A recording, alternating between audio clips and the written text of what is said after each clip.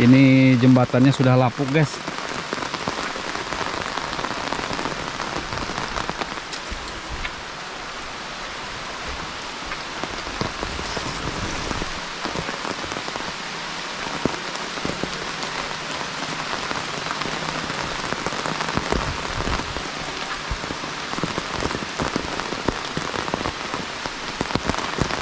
Kayak di alam mimpi. Ini mas suasananya kayak di alam mimpi, adem, sunyi, sepi ya, jauh dari keramaian kota.